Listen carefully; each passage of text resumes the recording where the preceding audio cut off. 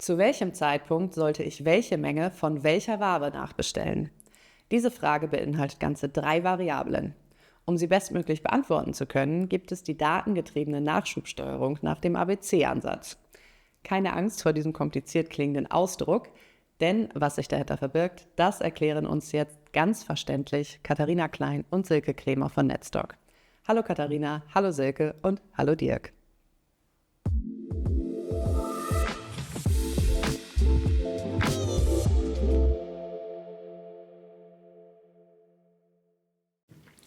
Ja, danke Inga. Datengetriebene Nachschubsteuerung mit ABC-Ansatz. Da habe ich gleich 2 Fragen. Ich fange mal bei datengetriebene Nachschubsteuerung an. Welche Daten, warum brauche ich die im Kontext Nachschubsteuerung? Ja, letztendlich geht es darum, wie treffe ich datenbasierte Entscheidungen in der Nachschubsteuerung oder in der Lagerbestandsoptimierung, Lagerbestandsmanagement. Und sonst ohne Daten, ohne diese Datengrundlage habe ich letztendlich einen Blindflug. Oder ich schaue immer nach hinten, quasi in meinen Rückspiegel. Ich will nach vorne schauen. Ich will wissen, was ich bestellen soll. Morgen, heute, morgen und übermorgen letztendlich agieren statt reagieren. Und was braucht meine Aufmerksamkeit von meinen Artikeln? Also wo liegen die Prioritäten? Was sind da die wichtigsten Daten, die du dafür brauchst? Das sind ganz unterschiedliche Daten. Beispielsweise die Verkaufsgeschwindigkeit von den Artikeln oder die Wertigkeit der Artikel, die an meinem Umsatz teilnehmen letztendlich. Ne? Und da steigen wir schon so ein bisschen in die Artikelklassifizierung ein.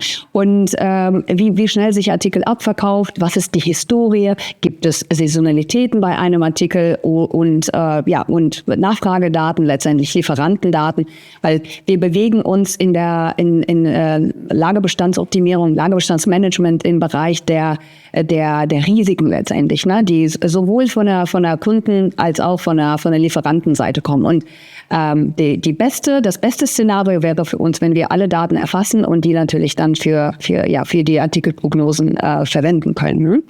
Das hört sich so ähnlich komplex an wie eine korrekte Wettervorhersage. Jetzt kommt da ja noch ein anderer Aspekt dazu. Nämlich das ganze Thema ABC-Analyse. Das kenne ich eigentlich aus der Kundenklassifizierung. Ist das hier so ähnlich bezogen auf die Produkte und wie muss ich mir das genau vorstellen? Ja, das kann man ein bisschen vergleichen. Das heißt, man fokussiert sich, dass man sagt, wo sind meine A-Produkte, sprich meine wertigsten Produkte, sowohl im Einkaufs- oder Verkaufswert als aber auch in der Menge, wie ich nach vorne plane, sie abzusetzen. So, und das bedeutet, dass man halt dem Kunden Unterstützung an die Hand gibt. Wir machen eine ABC-Analyse und danach zusätzlich noch eine Hochmittel- und Langsamdrehen-Analyse, legen diese jeweils 3 Daten übereinander und bekommen eine 9er-Klassifizierungsmatrix. Und damit fokussiert man sich auf die wirklich wichtigen Themen und die wichtigen Artikel. Das heißt, ich mache wirklich eine Matrix auf der einen Achse die ABC-Klassifizierung und auf der anderen die Wertigkeit. Wertigkeit bezieht sich auf Marge oder auf Bedeutung für das Unternehmen? Das kann ich festlegen, ob ich das auf den Einkaufspreis, auf den Verkaufspreis oder halt auf Differenz von beiden, sprich Marge, mache. Und bei A, B und C kommt natürlich dann auch noch die Menge der Verkäufe hinzu, weil das ja eine Multiplikation dann ergibt, um dann A, B oder C darzustellen. Also ich sag mal, ein Produkt, was 1.000 € im Einkauf kostet und sich im Schnitt nur einmal verkauft, hat den gleichen errechneten Wert wie ein Produkt, was 1 € kostet und sich 1.000-mal im Schnitt verkauft. Ja. Also finde ich beide bei A-Produkte. Und dann kommt halt dieses Hochmittel und Langsam ins Spiel.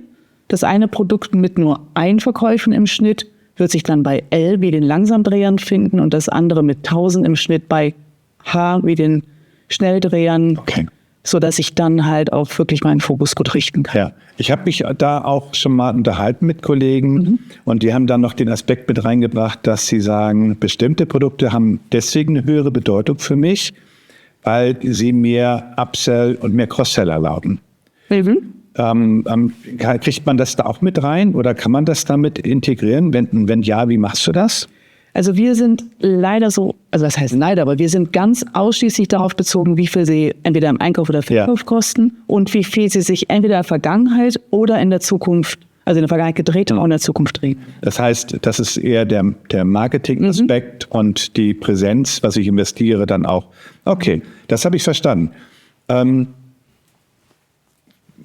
Warum macht man das? Was ist der Effekt? Welchen Nutzen hat das? Ja, letztendlich durch die Klassifizierung weiß ich, wo meine Prioritäten liegen, wo mein Fokus liegt bei der Wertigkeit der Artikel, bei meinem Umsatz und bei meinem Unternehmenswachstum. Und letztendlich, wir sehen, wenn die Artikel sich langsam drehen und die Wertigkeit entsprechend niedrig ist, da brauchen wir zum Beispiel keine Überschüsse aufbauen. Da müssen wir auch natürlich die Einkaufszyklen anpassen und anders einkaufen und andere Aktionen setzen, wie bei den Artikeln, die sich wie heiße Brötchen gehen, sozusagen. Ja. Und dementsprechend haben wir diese Datengrundlage durch die Klassifizierung, um unsere Strategie im Unternehmen grundsätzlich anzupassen und wie wir einkaufen, wie wir verkaufen und wie wir die Artikel dann entsprechend behandeln. Ne? Und das ist, ja, wir reden ja immer so gerne und so viel über das Thema E-Commerce. Ist das jetzt was für jeden im E-Commerce und ist das auch was für jeden darüber hinaus? Wer braucht sowas? Für wen ist sowas gedacht? Bei wem macht ihr sowas? Im Grunde genommen ist es für jeden. Also sei es E-Commerce, klassischer Handel, sei es Amazon-Händler. Im Grunde genommen ist es für jeden. Und das Schöne ist, bei unserem System, wir betrachten die unterschiedlichen Kanäle, über die verkauft wird oder wo halt Ware auch liegt, betrachten wir unterschiedlich und auf Basis unserer ABC-Analyse, die wir für jeden Absatzkanal machen, kannst du unterschiedlich strategisch agieren. Ja. Das heißt, du kannst Amazon ganz anders strategisch bedienen als jetzt vielleicht den klassischen Verkauf, den ich bei mir im Ladenlokal habe. Ja. Es gibt ja auch Unternehmen, die produzieren. Vielleicht gar nicht jetzt nicht mit so einer großen Fertigungstiefe, aber die veredeln vielleicht. Spielt das da auch eine Rolle in der Nachschubsteuerung, bezogen auf die Rohwaren, die sie benötigen? Ja, also das ist halt auch so ein klassisches Beispiel. Da habe ich Rohwaren, die ich vielleicht gar nicht als Einzelprodukt verkaufe, sondern ausschließlich halt einsetze, jetzt kommt das Stichwort Stückliste, um dann halt Zwischenprodukte, Fertigprodukte zu produzieren. Und da ist es auch wichtig, dass ich natürlich auch diese Produkte analysiere. Ja. Denn auch die fließen natürlich in meine ABC-Analyse mit ein. Ja. Ihr habt ein Beispiel mitgebracht, an dem wir das mal durchspielen wollen. Also wir machen jetzt datengetriebene Nachschubsteuerung mit ABC-Ansatz an einem Beispiel. Was ist das für ein Beispiel? Könnt ihr das vielleicht mal ganz kurz skizzieren? Also beispielsweise, wir haben ein Unternehmen, das Lebensmittel, also haltbare Lebensmittel, E-Commerce verkauft oder beziehungsweise im E-Commerce treibt oder grundsätzlich auch offline verkauft. Und dementsprechend können Sie dadurch, dass die unsere Tools im Einsatz haben, können Sie ganz genau sehen, also erstmal bereits bei der Produktion, beim Bezug der Artikel, können Sie ganz genau sehen, also wo die dann Überschüsse aufbauen sollen, weil die Artikel dir dann schnell gehen und wo die diese Stockouts vermeiden sollen, beispielsweise bei den Artikeln, die sehr gefragt sind und insbesondere in der heißen Phase sind beispielsweise irgendwelche Weihnachtsartikel, die zu besonderen Saisonalität da gefragt sind. Und das heißt also, die berücksichtigen das schon bereits bei der Produktion und dann bei dem Verkauf, wie die Artikel priorisiert sind und wie die verkauft werden. Lass uns unseren Muster-Online-Händler jetzt einmal genau angucken. Also der produziert, beziehungsweise eigentlich verkauft der vorproduzierte Ware, hat dafür seine festen Lieferanten und Produzenten. Die sind auch nicht zwangsläufig wahrscheinlich immer direkt in der Nähe, sondern teilweise auch im Ausland. Sind da auch Importeure dabei oder bezieht er die direkt aus dem Ausland? Wie macht er das? Er hat tatsächlich Importeure. Ja. Das heißt, er kauft wirklich in großen Mengen Rohware ein, hat dann in unterschiedlichen Teilen, sagen wir jetzt der Welt, Produzenten, die aus diesen Rohprodukten etwas Gepopptes machen. Also wir sprechen jetzt zum Beispiel über die typischen Cerealien. Das heißt, er kauft, sagen wir einfach mal Amaranth als Korn ein, irgendein anderer lässt es poppen. Dieses Gepoppte geht in großen Tüten oder Säcken oder wie auch immer es verpackt wird, woanders hin zu einem klassischen Fulfiller, der wiederum dann Kleinpakete abpackt, um dann die Ware eigentlich verkaufsfertig zu machen. So, das heißt, wir haben hier alleine schon 3 Zwischenschritte, vom Korn über das Gepoppte bis dann zur kleinen Tüte, bis es dann letztendlich irgendwann im Lager ankommt. Und das muss natürlich alles in der gesamten Kette geplant sein. Ja. Also wir reden ja hier immer auch von Lieferzeiten, die auch, ich sag mal jetzt Popzeiten sein können. Ja, und das ist einfach wichtig. Das muss alles hintereinander geplant sein, sodass ich, wenn ich weiß, ich habe Bedarf im Supermarktregal, vielleicht 180 Tage vorher schon die Rohware bestellt habe. Da sprichst du jetzt was an im Supermarktregal. Der beliefert ja jetzt nicht nur Endkunden über seinen Online-Shop, sondern er beliefert ja auch Unternehmenskunden. Genau. Und wenn da jetzt einer dazukommt und der das, ich sag mal, in sein Regal aufnimmt, wenn das dort gelistet wird, das können ja in der Nachschubsteuerung auch ziemliche Sprünge sein. Wie gehst du damit um? Wie löst man sowas auf? Ja, da kommen natürlich die langfristigere also ich muss da ein bisschen langfristiger planen. Und da kommen die langfristigere Prognosen ins Spiel natürlich, weil wir kennen das, also im Einzelhandel gibt es natürlich dann Vertragsstrafen entsprechend, wenn die Ware dann nicht rechtzeitig geliefert werden. Und das ist quasi im E-Commerce wird man abgestraft durch negative Bewertungen, ziemlich schnell. Man bekommt dann schnell negatives Feedback durch Stockouts. Und im Einzelhandel sind das ganz andere Größen, sind das ganz andere Dimensionen. Und dementsprechend muss man das auch durch die Verträge dann in unserer Prognose berücksichtigen und schon bereits bei der Produktion im Vorfeld wissen. Das heißt, wir planen viel mehr im Voraus bei solchen Szenarien und müssen dann noch mehr Daten berücksichtigen, damit wir da auch sauber das alles durchziehen können. Ja. So, wenn wir jetzt uns das angucken, ich sehe jetzt mal erstmal 3 Ansätze, wie man das löst. Ja, ich fange mal mit dem einfachsten an. Ich habe keine Software für die Nachschubsteuerung und ich versuche das sozusagen in Anführungsstrichen mit normalen Bordmitteln zu lösen. Was weiß ich, mit Excel zum Beispiel. Wie kriegt man das überhaupt in den Griff? Und ab wann sagst du, jetzt funktioniert das nicht mehr?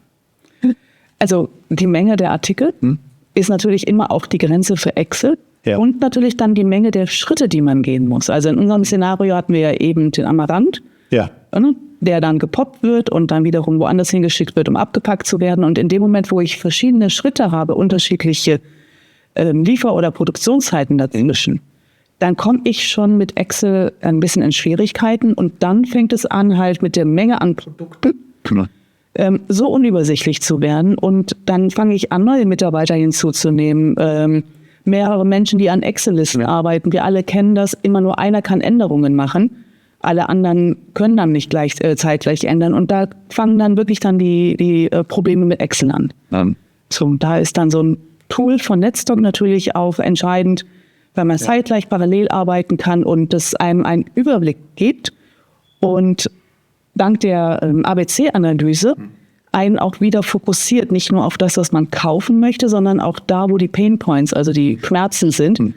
Denn das zeigt einem auch sofort, wenn die Daten entgegengenommen wurden, wo liegt eigentlich mein Überschuss. Aber selbst wenn diese Zahlen vorhanden sind, wenn, was weiß ich, manuell diese ABC-Analyse gemacht worden ist. Also meine Erfahrung ist auch immer, wenn ich dann über die Nachschubsteuerung mit einem Unternehmen rede und über ein bestimmtes Produkt, dann heißt es, obwohl alle Informationen auf dem Tisch liegen, da müssen wir jetzt den Herrn oder die Frau XY holen, weil die weiß ganz genau, worauf man achten muss und weil wir kriegen da auch aus Singapur und das ist dann ein bisschen schwieriger, weil der nicht immer lieferfähig ist und die kennt die Leute und